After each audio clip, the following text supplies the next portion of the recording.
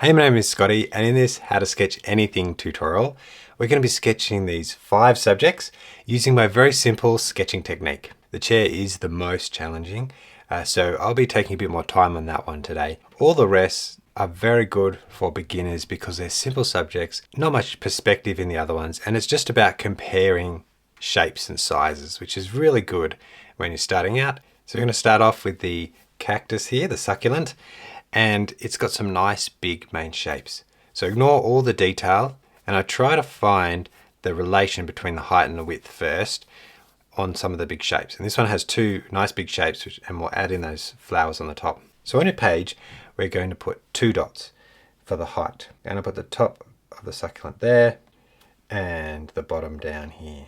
And then we put a dot in between those 2. So make that a bit darker. Put a dot there. So now we've set our height on our page, we can then do a ratio of the width. When you compare with your fingers, you can measure that distance here of the white pot and compare it to how far it goes on the side. And you'll see that width here is actually almost this height. And then you can measure from there, and you can turn, and you've got a point to go to here on the side. And we come across and we do the same thing here. So now we've set out a very approximate ratio to help get the proportions right. Okay, now we can start outlining the main shapes. I'm going to start with the cactus part at the top, the spiky bit, halfway between those 2 points, come across about there, and halfway between those points, and then come out a little bit. And now you can draw that bottom of the cactus here. And there's some rocks, so we can exaggerate some of those. Now, and the top as well, smaller. Make sure it's even about that middle point. Okay, now we can continue this around, and from that point there you can see the cactus comes out a little bit more. So I'm going to put a dot there, and here put a dot. We're just going to make a rough abstract line here of that shape. So I'm reducing the amount of bumps. Rough shape of the cactus. Now this circle that goes around the bottom, curve around the bottom of the cactus. It's a subtle curve, so there and there. Draw the top lip, which is now right to the dots. There. We also want to draw the curve on the bottom of that white pot. The edge of the cactus, if you go down, is where that corner of the pot is. And same on this side, you come down, and so I'm going to do that now. Curve shape. Look at that, very wobbly. And then down to that point. Now you've got the pot for the cactus. A broken loose line here that goes across. Now we want to draw the flower on the top. Compare the height, so I'm looking at that height of the flower, and I go down. It's half the cactus height. So if you put a little dot in the middle and you measure that height and you go up, it's there. You can see it comes out this way, up there. It doesn't have to be perfect. So, and I can see the shape, it's curving like this. Now we've got the 3 big shapes. We can add some of the detail. So you can see here we've got these leaves, so just hinted a few of these petals. Almost like a little flower here. You go up, back, up, back, up. Diagonally across the front here. And what we can do is put some dots just to help us and space them out. I'll make it a little bit more angled. As they should be roughly the same distance apart. We start on this point here and we can do the same thing. It's like very slim flowers. You can actually just, if you want to, you could draw lines like this too. If you feel more comfortable, that might look spikier. So there you go, you've drawn your first little succulent plant. Now we're going to move on to the next subject. And the next one we have is this lighthouse. With this one, I'm going to do the width. So let's put 2 dots here. Now I'm going to put a dot in the middle, a little dot there. I'm comparing the width of the lighthouse and I'm turning my fingers, and then I'm going up again, and you can see it's about 1 3/4 the ratio. Measure this width here and I go up there, and I'll also put a dot here, put a dot in between these 2 there, and that means that would be 3/4. So you turn there. You could use a ruler if you want to. So now we should have a rectangle that is the right proportion. So I just go holding my pen loosely. You can see how far back my fingers are on the pen. Very loose, quick lines. The wobbly the better. But I can go to halfway and I'll leave a bit of space. It's okay if you go over. Horizon there. And then a rock. How am I going to fix that? Just do that. Make the rock smaller. This point doesn't matter. You don't have to get this perfect. Just make something up there. I'll put a line here. A little dot, sorry. There. I'm just going to measure up. Get that width again. Come up. So we'll connect the dots. There. And 2/3 down. There. A little lip on the end. And then down. There's a little bit of an angle there. That should be able to go up there. Oh, I'm just going to make it into the page. Half of this width. So I'm going to put a dot there. And then a dot between those two. There and there. There is this cone shape top roof. The cone shape going up. A little flat surface. An angle. Point on the top. We've got all the main shapes. Now let's go into a little bit of detail. A subtle curve for this roof line. So a little curving up and then down. It's very subtle. And 2 lines going down. It has a curve going up again where the lamp is, the lighthouse. So get that right in the middle.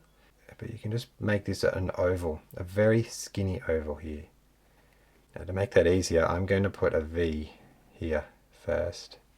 Then in between that, we have a V going there. Do the ledge there, in a little bit and down, and then up. Arches, so in the middle here, you can use dots if you like to set a width up, and then around, and down, and another arch here, so put a line there, hint of an arch. Let's put a dot in the middle, and then in between those 2 points, put the dot, we've already got one, and in between these 2 points. And in terms of height, I'd say it looks about halfway to me, so we've already got 2 dots there. So now we can draw the arch between and straight down here. I'm just going to do this by eye quickly. Just pop in a rectangle there. The bottom of the window looks halfway between these 2 points. So I'm going to put a dot there, there and there. Leave a little gap. Now draw another rectangle. Squares. Okay, so there's our lighthouse. Nice quick one. So now the chair, the most complicated and challenging reference out of all of these. So we're starting at the top of the page here now. We know we can build down, so leave a bit of space at the bottom and put these dots fairly close together. That this dot here on the right is a bit higher than this dot. Then with my fingers, I measured that top width and I compared it to that distance down to where the chair is, where you sit, and it's about 2 widths. Measure that width and we go down to the bottom of the chair. Has a bit more angle, and I'm going to outline that shape. So here at the top we'll do a little bump like that, and we can also put in a bump this side the same size. Curves like that. Now I'm just trying to keep it the same width here. We could do the inside silhouette shape here without the slats in between. There, I'd say. So have this line there. Down to that point there. So just where that line is. Now, between those 2 points that we put before, we've got a book. Goes down like that. Now I want to find the distance of the seat. I measured this distance here, and it's about 2 out. And now that distance, go out twice. There and there. So I found a point for you comparing to the first shape that we did. So we've got this point, this point, this point. But what about this corner here? About there. Indication that there's slats there, and then there's a book. Very abstract. Across the bottom to about there. We want to find where the feet hit the ground, and if I compare that height, compare it to the top, it just happens that that height there is the same. The foot comes to the chair there. Do your best here. This is one of those lines which just have to go for it. Follow that same width. See that piece underneath the seat goes across. We see that this point here of the leg of the chair is directly below. So now we have to bring that angle up this way. Going back, this one's straight. So just aim right towards that dot. There. Goes in. Now this chair leg, I'm going up and it would be directly below here. So I'm stopping it about there. So just come down. We go around here. That angle of the bar here, the support bar. But now we've got the structure of the chair. We can do the bag and that book. So I'm just going to come across like this, draw it like that, and then draw the book back and add in the book. Once you add the pages, you can see it a little bit better. And then down to this point here, that's where the bag is. Outside shape towards here. follow the general silhouette. And there's a little loop. The first slat like this, another slat. The lines following this edge here. The rivets, lemons, 1, 2, 3, and then leaves abstract, the corded bag, so you can wrap it around this way. I think that's enough of the chair. Let's move on to the next two. So what I thought we could do with this one is create a kind of grid system, which we can, a very broad grid, where we can put the different sections in different quadrants of this grid. So what I'll do is I'll put a dot for the head and the bottom where the top of the leg is. So I'll put a dot here and a dot here, and then a dot in the middle.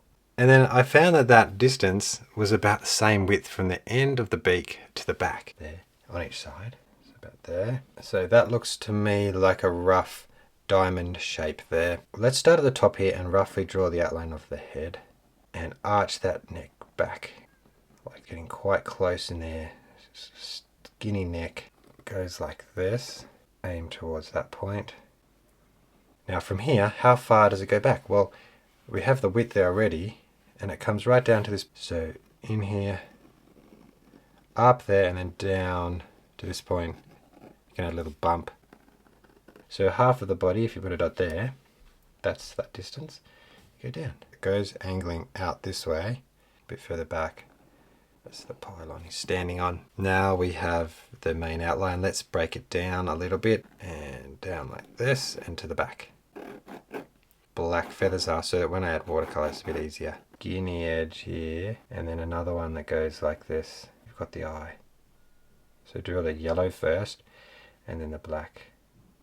Done the pelican, let's move on to the trumpet. I thought I'd start off with that sort of pill shape in the middle. So put 2 dots, 4 heights that can fit across this width. So that means I can divide this into quarters, like so. Put a dot in the middle, and then put a dot either side in the middle. Now one of those quarters there, we can measure here and go across like this. Ooh, a bit wobbly. To the end, continue around. But this is the basic shape you're looking for. Continue that shape, weird shape like that, goes across. So vertical tubes. I'll even add the buttons on the top now, just above those vertical tubes. End of the trumpet. And I compared that distance, how far it comes out, and we go out there. So it's about here. And then I was thinking, how do we know that height? Well, it looks like it's about that, a quarter of this width here, and try to get that distance around the dot. I'm going to curve there, so it's a very narrow oval up here, and from here we have this bottom line. Outline this the best you can. So dividing up shapes, little gap there, across, little hook there, goes across for your fingers.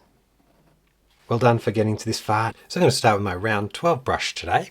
We're going to be doing some very light watercolor washes, permanent rose, and I'm just going to put that on lightly. So add more water through here. Now we can use some sap green, color you've got there, leave a bit of gaps, viridian green. But now combine the two, the lighthouse, and I'm going to use cadmium red, and then we can add a little bit more saturation as we come down. Some alizarin crimson. So this is the cooler color. See, it's a bit darker at the bottom. So I'm putting burnt sienna in there. Keep it quick and loose. I don't know if you can notice, but I am going a little bit faster today. I'm going to add some burnt umber. Payne's grey, which will make it even darker brown. So this is cadmium yellow. A very thin edge here. See, like that. Leave a gap. Like there. But leave a bit of white gaps there. A line. This is a yellow ochre. Now the bottom section here. See, it's a little bit more gold on the bottom. Payne's grey. Going through here. Rocks. So leave a gap with the red so it doesn't bleed into that colour. Back to some cadmium yellow in. And that same yellow we can use for these lemons. There's a shiny bit of yellow there too. Then the tomatoes, we have the red from the building that we've done already. Let's do that. I'm just trying to avoid the yellow. So we've got really light grey. Just a line through there just to show some reflection. Ultramarine to the Payne's Grey to give more of a blue. So that's Payne's Grey and ultramarine. Oh, let's go cerulean blue. There, a little bit of background here. And I've got my round 10 again with the green for what I think is a little lime. All right, now we've done all the basic color. Let's let that dry. I'm going to use my hairdryer, dry that, and we'll do our second coat. And today we'll be using Purple Lake, and I can see that the light's coming from the top with this cactus, so on the left side we'll add the shadow. Like around there, like that. There'll be a little bit on the table. Be shadow probably in the back behind these arches. Yeah. So on the right hand side of both of these, add shadow. Like this. So a lot of this will be in shadow. The sun's coming from this way, so there'll be shadow on this side of the pelican. A lot on this side more. I'm just going to add a basic reflection. If the sun's coming from the top, add some reflection on the bottom surfaces, so the bottom half there. Okay, that's our first layer of shadow. Let's let that dry again. Grab the ultramarine and put it into your shadow, so it's just a little bit darker, just here and here. See, there's a shadow there and there. But I want this leg to look like it's further back. So I'm going to add in a shadow just on that leg, where the darkest points are. A line here, and that's showing the reflection of the person. At the bottom here, it's reflecting. We can also go around the rest of the sketch and add some dark spots to show a bit of interest. Burnt sienna. In between the little shapes here, we had those lumps that stick out. So there we go, even outside the lines that we did. And then holding my finger here and just going for it. Darker spots, feathers. Now I've got my Uniball Signo pen, and we'll add some white lines, especially on the cactus, because there are these little spikes that we've got to do. Line on the top edge just to show that. And there, maybe inside, a few there. Just show the difference between that front and the side. Follow your lines. I wouldn't go right on your line, just a little bit to the right. Add a line for the reflection. Make that section a bit more interesting. Maybe some dots on his legs. So that's how I sketched these 5 objects with ink and watercolor. I hope you enjoyed the process using my simple sketching technique. By far this is the most complicated one here, the way that I had to structure that. If you'd like the full version, it's a very long tutorial going through step by step all the processes, then that's over on my Patreon membership. You can get the full tutorial, the references. There's also a community for you to post your sketches and ask me any question. And if you're a beginner, I also have a fundamentals course, which you can do before you attempt all these tutorial projects to get you up to speed to learn how to sketch with all the simple basics that you need to know. Otherwise, thank you so much for joining me, and I'll see you in the next one.